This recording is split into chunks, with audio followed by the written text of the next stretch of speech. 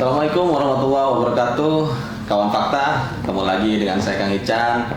Kembali kita di podcast Persepsi Fakta bersama Komisioner KPU Kota Cilegon, dan kali ini di waktu-waktu yang sedang sibuk-sibuknya, sedang padat-padatnya, saya coba mengganggu komisioner kita yang satu ini, Kang Cecep Purnamasri. Apa kabar, Kang? Alhamdulillah sehat, Kang. Saya panggil Akang aja ya. Siap. Mudah-mudahan usianya nggak terlalu jauh soalnya. Kang Cecep lagi sibuk ini ya waktunya ya. Alhamdulillah saat ini mungkin lagi waktunya ya. Jadi istirahat mungkin sebentar, baru keliling lagi. Jadi kawan Fakta, besok ini kita sudah masuk ke pelaksanaan pemungutan suara di 27 November 2024, dan ini waktu-waktu yang memang krusial dan sangat menentukan apakah penyelenggaraan nanti besok akan terlaksana dengan baik atau tidak. Tergantung bagaimana kerjasama semua pihak, terutama KPU Kota Cilegon nih. Siap. Jadi Pak Cecep, kalau jumlah DPT kita terakhir hari ini berapa jumlahnya? Pertama, jumlah DPT yang sudah kita sahkan per hari ini adalah 330.413. Itu yang kita plenokan ya pada saat kemarin. Tanggal berapa terakhir itu? Itu pada saat tanggal 20 September tidak pleno. Oke. Dan setelah kita tetapkan DPT, maka ada DPTB. Ya. Jadi orang-orang yang memang mau pindah pilih, katakanlah yang dari Cilegon, yang masih satu provinsi Banten dan Kota Cilegon ataupun keluar, itu masih bisa terakomodir dengan beberapa syarat yang kita ajukan. Jadi saat ini kalau nanti besok nih pelaksanaan pemungutan suara masih ada yang mau pindah pilih? Udah nggak bisa. Sudah nggak bisa ya? Ya, karena udah ditutup prosesnya. Jadi kita ada beberapa tahapan. Pertama, sekitar tanggal 28 Ya. itu batas terakhir dengan yang 9 kategori. Ya. Nah, bulan kemarin tanggal 20 atau bulan hari ini itu yang per kategori itu udah ditutup. Jadi sudah tidak bisa melakukan pindah pilih lagi. Terakhir tanggal 20 kemarin ya. Kita membuka layanan tanggal 20 sampai jam 23.59 Ya. sampai malam. Itu pun sebenarnya yang bisa pindah pilih yang masih wilayah Banten ya. Iya, sesuai Banten. Karena pilkada serentaknya di wilayah Banten kita ya. Siap. Jadi kalau jumlah DPT kita sekarang totalnya berapa nih? 330.146. Itu DPT yang sudah terverifikasi, sudah berdasarkan coklit ya. Coklit ya, siap. Belum pemilih tambahan belum? Belum kita hitung karena kan kemarin masih proses-proses, baru kita nanti direkap berapa jumlah tambahannya. Proses pemutahirannya sendiri sampai dengan tercapai angka 330 tadi ya. Siap. Itu sudah sampai dengan maksimal ini. Insya Allah maksimal. Karena pertama prosesnya juga sangat panjang dan sangat sangat detail kalau bahasa kami kan. Pertama, kita kan ada data-datanya. Pertama, data itu bukan hanya dari data KPU saja, melainkan dari Kemendagri, DP4 ataupun dari instansi ataupun lembaga yang lainnya. Dukcapil ya. Nah, yang dikumpulkan, kita kita sinkronisasi data-data tersebut, baru kita petakan. Kita muncullah daftar pemilih. Nah, dari daftar pemilih, maka kita lakukan coklit. Kalau jumlahnya sendiri dibanding pemilu 2024 kemarin ada kenaikan? Ada kenaikan dari pemilu 2024 sampai dengan pilkada hari ini. Faktor apa kan kira-kira yang menambah jumlah kenaikan ini? Pertama mungkin faktornya karena perpindahan penduduk, Ya. karena ini mungkin daerah industri mungkin banyak yang tertarik ke daerah sini sehingga mencoba keuntungan lah di daerah sini. Yang kedua adalah perihal yang sudah 17 tahun. Pemilih pemula ini ya. Pemula. Jadi yang kemarin mungkin belum 17 tahun, hari ini nanti tanggal 27 November itu 17 tahun, itu juga sudah mulai masuk. Berikut dengan faktor yang lainnya, mungkin kayak kemarin yang DPK yang belum terdaftar, nah bisa juga sekarang terdaftar hari ini. Yang kemarin masih pemilihnya pakai KTP, sekarang sudah masuk di DPT. Ya. Jadi jumlahnya sekarang 330.000 itu ya. Tadi menarik itu disebut pemilih pemula. Sepertinya di pilkada kali ini jumlahnya cukup besar atau bagaimana? Kita kategorikan ya kalau pemilih murni itu sekitar 6 ribuan. Tapi kalau misalkan kita kategori generasi milenial dan generasi Z katakanlah seperti itu jumlah pemilihnya lumayan besar, sekitar 50%-an lebih untuk dua kategori. Milenial dan Gen Z ini ya. 50% lebih. Tapi kalau yang tadi pemilih pemula yang baru masuk ke DPT itu sekitar 6 ribuan. Sekitar 6 ribuan. Yang murni yang baru milih ya, yang baru 6 milih ribuan. Ya.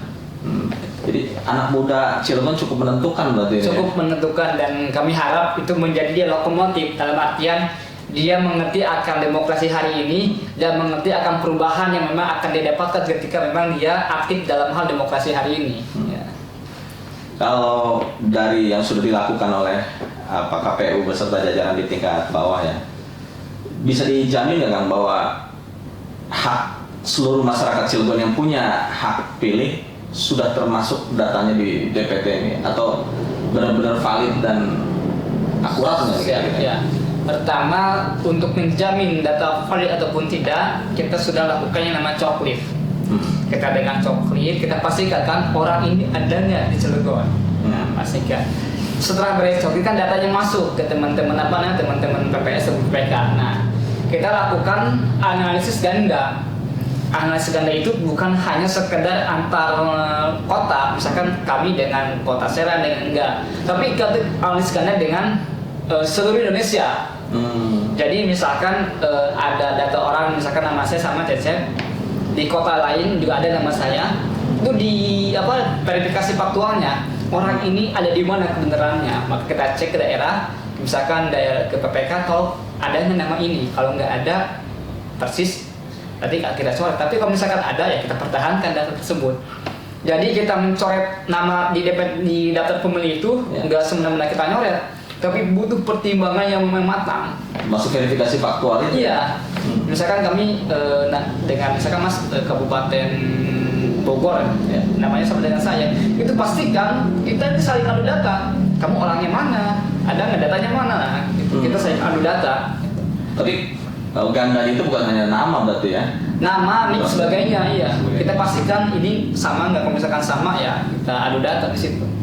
Berarti dijamin nih kegandaan data di Pilkada Cilegon akan terminimalisir atau bersih, insya Allah bersih.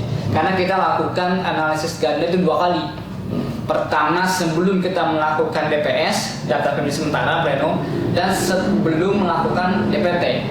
Jadi kita terus analisis ganda. Jadi kawan fakta ternyata proses pemutahiran data pemilih di Pilkada Kota Cilegon ini nggak main-main. KPU Kota Cilegon sudah semaksimal mungkin melakukan upaya verifikasi, melakukan penelitian secara cermat, termasuk melakukan verifikasi lapangan untuk memastikan bahwa data pemilih ini benar-benar valid dan benar-benar menjamin hak masyarakat gitu ya dalam demokrasi kita kali ini. Kang Cecep, jadi soal data pemilih ini yang sudah bisa dipastikan tadi bahwa akan semua hak masyarakat terpenuhi. Cuma nanti pada pelaksanaannya masyarakat kan ini mungkin lagi disebar ya pemberitahuan ya. Tapi masyarakat sendiri yang ingin memastikan bahwa dirinya mungkin dia nggak ketemu dengan petugas KPPS yang memberikan pemberitahuan, tapi ada nggak fasilitas lain ataupun sarana lain untuk mengetahui mereka ada nggak data mereka nih? Siap. Pertama, setelah kita melakukan pleno, namanya pleno DPS itu, kita sebar, kita umumkan.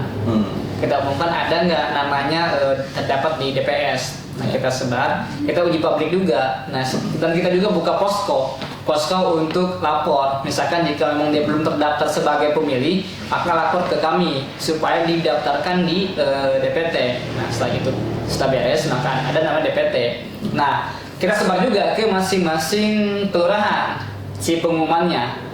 Per TPS kita umumkan. Nah, setelah itu jika memang warga masyarakat itu katakanlah jauh kelurahan, maka dia bisa ngecek dia terdaftar atau tidak di internet dengan cara klik ataupun ketik cek dptonline.kpu.go.id.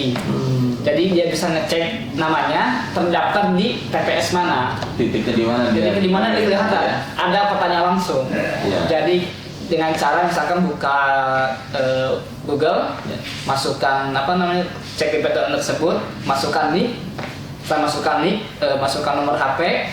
Nomor HP ini penting karena untuk kode verifikasinya. Misalkan kode OTP-nya. Iya, dari nanti dikirim di kode OTP-nya, dimasukin lagi, nanti dia muncul. Untuk bisa namanya mengetahui siapa, terdaftar di mana, dan TPS berapa. Jadi fasilitas teknologi itu juga salah satunya yang memverifikasi kegandaan. Nggak mungkin ada data ganda berarti ya. Enggak, kita kan teknologinya kita sudah itu. Dan itu memang fasilitas teknologi itu dilakukan oleh pelaksana di lapangan juga untuk Kita lakukan mengikut data segala macam. data. Jadi jika memang sudah sudah ada data ganda itu kelihatan merah namanya atau tanda-tanda merah. Oh ini data, dan gandanya dengan mana nih? Ketahuan misalkan dengan kabupaten kota mana. Nah, kita pastikan juga jika memang ini kan kita proses ganda, misalkan kita pulang dari rapat nasional Rakornas, kan itu analisis data ganda. Nah, ketika pulang ke daerah sini ke Cilegon masih ada data ganda. Nah, kita langsung telepon KPU yang bersangkutan. Coba cek nama di situ ada nggak? Kalau nggak ada, tolong hapus data di situ. Kita yang pertahankan gitu. Jadi koordinasinya terus ya. Terus. Soal data ini setiap saat berkoordinasi. Setiap saat, tidak terbatas waktu sampai pagi mungkin. Iya. Jadi kawan fakta, salurannya untuk mengetahui kita tercatat atau terdata tidak untuk memilih di pilkada ini sudah sangat banyak ya, yang tadi disampaikan oleh KPU. Termasuk bisa dicek mungkin di kelurahan-kelurahan, di posko-posko, di papan pengumuman ada nama DPT.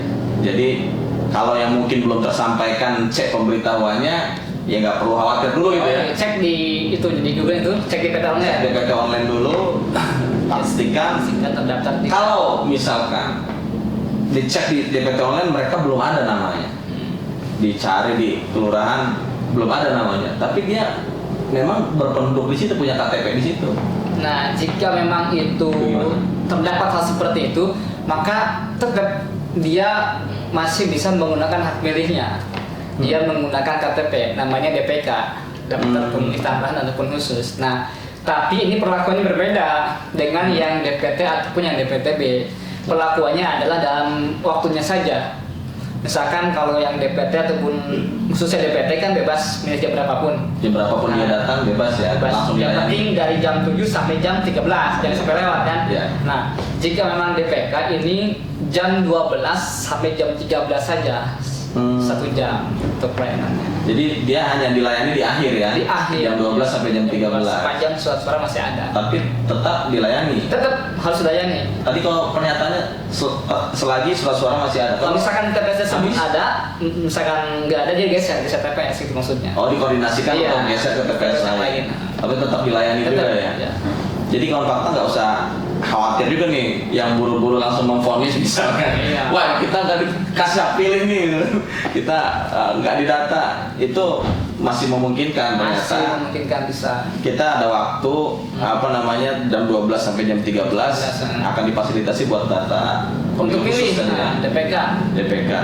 Kalau DPTB yang pemilih tambahan yang kemarin sudah mendaftar ataupun daftar atau pindah ya, dia menunjukkan apa untuk bisa nanti memilih? Nah, pertama untuk DPTB ini kan menunjukkan form pindah milihnya. Ada form pindah milihnya. Nanti jika misalkan dia ngurus ada di kami, nanti kita kasih form pindah milihnya. Nah, nanti di sana di form pindah milih itu ada keterangan TPS berapa ataupun bagaimana dan surat suaranya juga.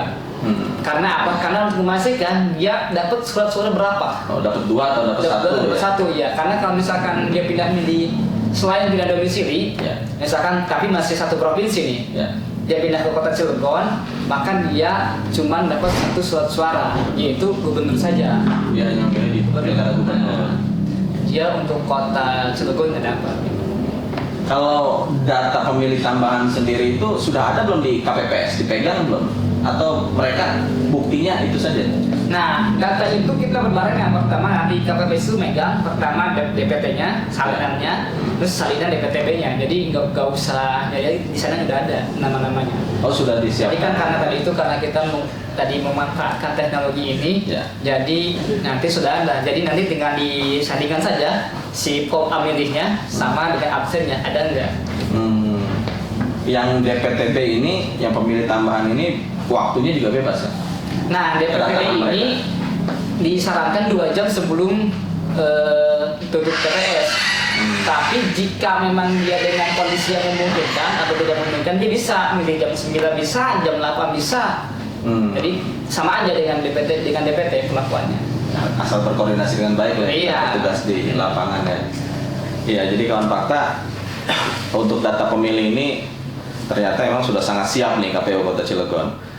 Jadi jangan khawatir, hak sekali lagi hak masyarakat Kota Cilegon akan terlayani dan terpenuhi semuanya dalam pilkada kali ini. Tapi apa memang se-perfect itu nih ya? Tidak ada hambatan, tidak ada kendala dalam penyusunan dan verifikasi data ini. Pertama, sampai dengan saat ini kan kita berkolaborasi. Dalam artian kita berkolaborasi dengan dengan teman-teman di PPK, di PPS untuk update tentang data pemilih. Jadi insya Allah dipastikan ini akan mutakhir dan tidak ada kendala apapun itu. Luar biasa kawan fakta. Insya Allah kita sudah bisa menjamin nih pelaksanaan. Kalau datanya tertib, datanya rapi, biasanya pemilih akan punya optimisme dan punya trust gitu ya, punya kepercayaan terhadap penyelenggara. Karena persoalan data ini seringkali jadi bahan dan barang bukti untuk berdebat di akhir proses gitu kan. Siap. Dan seringkali masuk gugatan gitu kan. Siap. Persoalan data ini. Nah, kalau yang besok kita laksanakan nih Kang Cecep, yang data C pemberitahuan, DPT, DPTB, semua ini sudah dikirim berserta logistik semua. Nah, ada beberapa yang memang sudah dikirim, ada yang memang masih menunggu tahapan ataupun jadwalnya kan. Nah, sekarang ini sedang menyebarkan cek pemberitahuan. Cek pemberitahuan jika memang kita sebar ke masyarakat bahwa nanti di sana kan ada pemberitahuan bahwa nanti jangan lupa tanggal 29 di sana udah lengkap namanya siapa, TPS berapa, jam berapa udah ada. Sekarang lagi proses penyebaran. Tapi daftar hadir pemilih tambahan itu belum.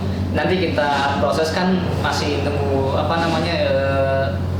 yang pasang. Sekarang kan lagi di kecamatan tuh logistiknya. Nanti mungkin H-1 atau H-2 baru di sini. Oh, turun ke KPPS baru malam H. Nah, H-1 atau H-1 sebelum pemilihan berarti ya. Jadi nggak langsung dipegang oleh KPPS ya.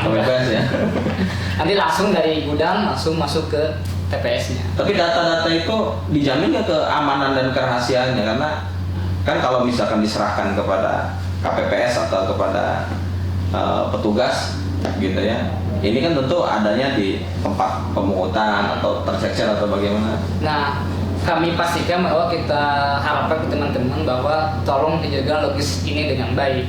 Karena di bahasa kami adalah logistik ini adalah mahkotanya. Jadi gitu.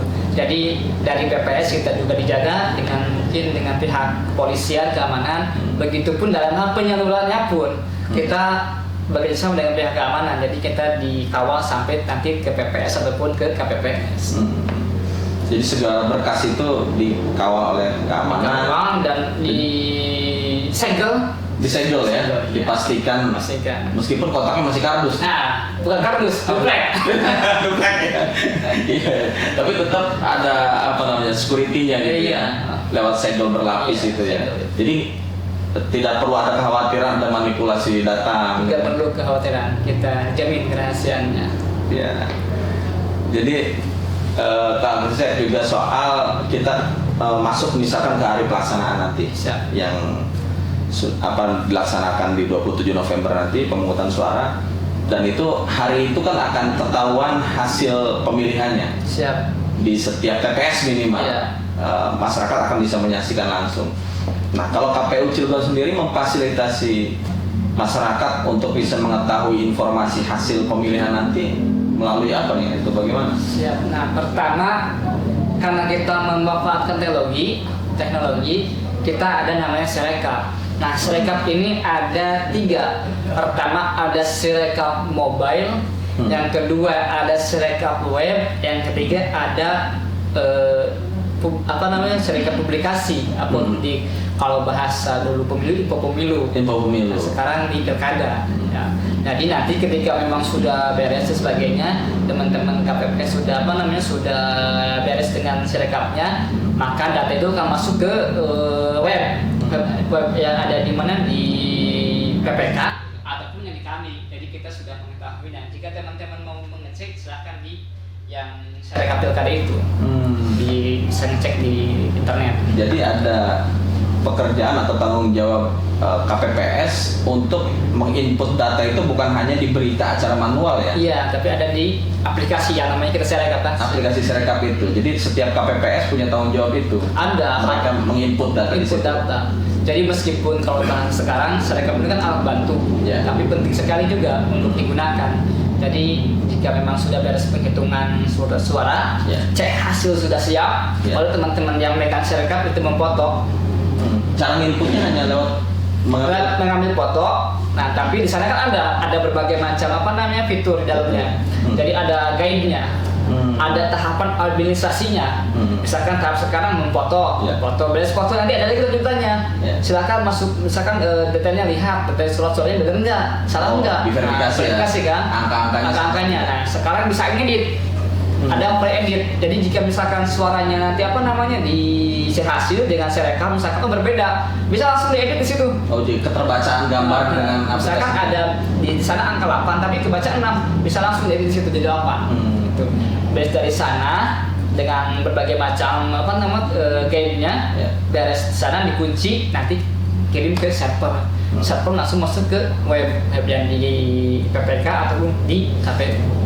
Jadi aplikasi atau teknologi yang sekarang disiapkan oleh KPU lebih canggih lah ya kira-kira ya. Kalau di pemilu kemarin kan sempat ada katakanlah problem gitu ya, yang mencuat bahkan sampai gugatan MK di Pilpres kan muncul. Sirekap jadi persoalan. Tapi kali ini sudah ada fitur-fitur yang lebih bisa baik lah ya. Baik lagi, dan kemungkinan juga ini lebih cepat. Karena dulu kan pemilu kan banyak tuh, 5 pemilihan. Kontestannya banyak juga fotonya kan. Sekarang kan cuma 2. Gubernur dan wali kota. Mudah-mudahan waktunya lebih cepat. Tapi untuk mengaplikasikan Sirekap ini, seluruh jajaran KPPS sudah di training atau sudah dibekali? Kita ini kan berjenjang. Dari RI ke kita, ke provinsi ke kita ke PPK, PPS, dan ke PPS. Nah, ini sudah kita sampaikan berikut materi-materinya juga. Nah, kita juga mengadakan BIMTEK baik ke PPK, ke PPS ataupun ke KPPS-nya, sehingga dipastikan yang megang Sirekap itu sudah benar-benar bisa. Nah, sebelum menyambut hari H ini, kita juga sudah melakukan beberapa kali uji coba. Nah, jadi uji coba itu dengan kesiapan orang bisa nggak melakukannya untuk melakukan foto ataupun sebagainya. Nah, di dalam beberapa kali uji coba itu kita melakukannya, dan saya cek ke lapangan ke teman-teman KPPS itu alhamdulillah mereka sudah bisa menggunakannya. Jadi mereka bagaimana cara memfotonya sudah tahu. Jadi kan foto itu kan harus C hasilnya. Nah, C hasil itu ada ada batas garisnya. Nah, ada batas garisnya kan. Nah, jika kita memfoto C hasil tersebut ada garis warna hijau, titik-titik warna hijau. Nah, yang warna hijau ini harus masuk dalam foto tersebut. Gitu. Nah, saya cek sudah paham semuanya KPPS itu. Jadi insya Allah sudah siap dalam pemakaian Sirekap di KPPS. Apalagi kan memang kalau tadi kan Caca bilang data pemilih kita nih mayoritas atau 50%-nya milenial dan Gen Z. Iya. Tentu hal teknologi ini kan menjadi atensi khusus bagi masyarakat tentunya. Makanya kalau kita bahasa milenial, hidup kita ini berbarengan dengan perkembangan zaman. Jadi hidup kita ini berbarengan dengan adanya internet. Nah, jadi kami pastikan bahwa orang-orang yang megang Sirekap itu orang yang melek akan teknologi.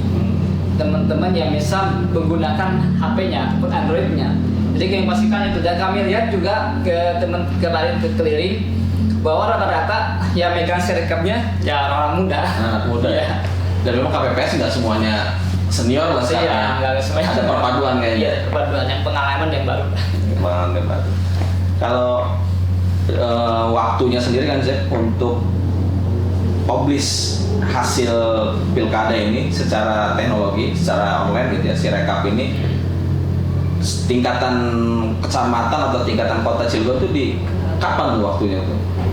Apakah hari itu juga di 27 November atau waktu-waktu Langsung. Jadi kita data yang masuk ke kita, nah teman-teman dari warga masyarakat manapun itu bisa langsung melihat hasilnya real time real ya? time langsung. Kalau data itu semua sudah terinput misalkan di sore hari atau malam hari, semua sudah bisa menyaksikan. Sudah bisa menyaksikan sama kayak ilmu pemilu. Nah, ya sudah bisa memastikan lah, sudah bisa melihat hasilnya seperti apa. Dan itu terpublish di website itu ya? Di website sudah bisa melihat. Nah, Ya, dijamin tidak ada yang ditutup-tutupi gitu. jamin sama dengan pemilu kemarin. Ya. Bisa ngecek hasilnya, bisa apa pun bisa ngecek. Oh ya, bukan hanya angka Bukan hasil hanya akhir ya? tapi bisa ngecek juga kan, cek hasilnya Ya. juga kan. Jadi bisa diverifikasi juga oleh Bisa masyarakat. dikasih sama warga juga. Angka yang muncul ini sama dengan fotonya nggak? Ya, gitu gitu. ya? Iya. Tapi data teknologi ini kan bukan data resmi yang itu menjadi produk hukum KPU kan? Iya, siap. Ada jenjang lain lagi untuk Nah, yang dapat pasti data resmi. si Rekap ini sebagai alat bantu, alat bantu rekapitulasi. Ya. Nah, selebihnya adalah berjenjang dari PPK, dari KPU ataupun dari provinsi itu secara secara untuk menjadi pegangannya. Ya. Karena kalau kita kan berbasis teknologi, jadi pastikan sesuai dengan kemajuan zaman, kita pastikan teknologinya juga mendukung hal itu. Semangat transparansinya melalui teknologi itu. Jadi bisa langsung ngecek. Tapi Betul nggak? akuntabilitasnya tetap harus melalui prosedur pleno yang biasa. berjenjang tadi itu ya. Jadi jangan lagi nanti kawan fakta pengalaman sebelum-sebelumnya alat bantu malah dijadikan alat Itu bukti dia. gitu. Alat bantu dijadikan alat bukti menyerang gitu ya. Tapi dipastikan bahwa memang yang karena teknologinya cukup canggih dan bisa digunakan dengan baik oleh penyelenggara, apa yang diinput akan sama sebenarnya hasilnya dengan yang diplenokan Iya. juga ya. Kan ini kan kontestan bukan hanya KPU, Ya. tapi kan ada saksi-saksi juga kan. Ya. Mereka juga punya data, maka bisa dibandingkan apakah sesuai enggak. Kita pastikan ya kita sesuai dengan TPS. Gitu. Jadi kalau data itu secara teknologi langsung sampai di server KPU, kalau data manualnya yang dari KPPS itu langsung kemana nantinya? KPPS nanti lewat urut PPS Ya. ke kecamatan, balik lagi. Dikumpulkan Logistiknya kan, balik logistiknya lagi. dikumpulkan di kecamatan. Kecamatan. Data hasil pemilihnya itu ya dikumpulkan di kecamatan untuk siap pleno di kecamatan. Kecamatan. Iya. Jadi kawan fakta kita sudah tidak perlu khawatir lagi nih. Siap. Transparansi gitu ya, profesionalisme, akuntabilitas di pilkada kali ini benar-benar dijaga oleh Siap. KPU Kota Cilegon, terutama oleh Kang Cecep sebagai Ketua Koordinator Divisi Data dan Informasi ya, yang beliau standby 24 jam nih mulai hari ini dan kemarin-kemarin Sudah selesai Pak ya. sudah Bisa standby.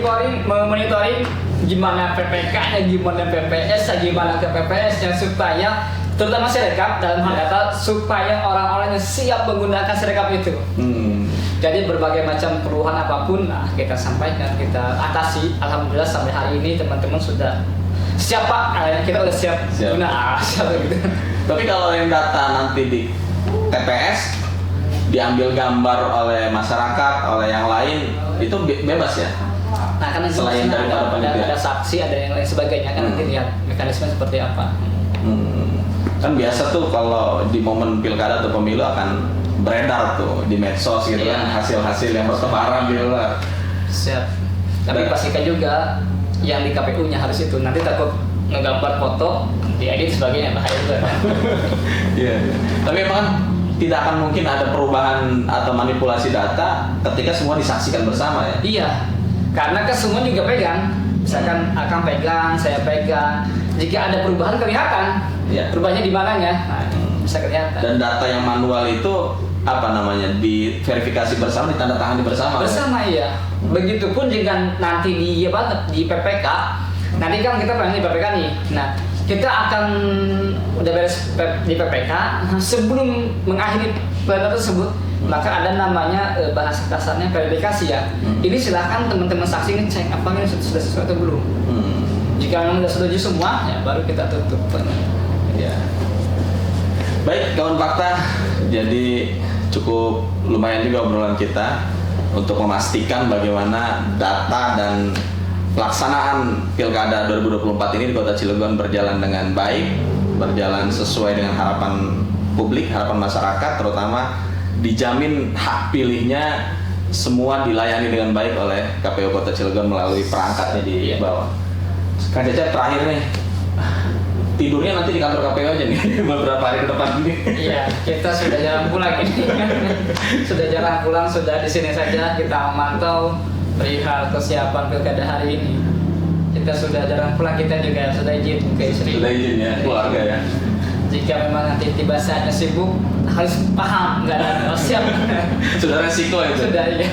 Karena memang momen Pilkada ini momen yang sangat penting untuk hak masyarakat ya.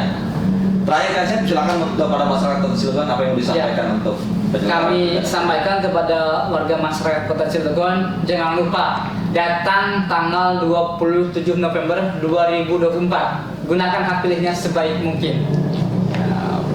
Napi Plalen 27 November datang ke TPS dan gunakan hak pilihnya.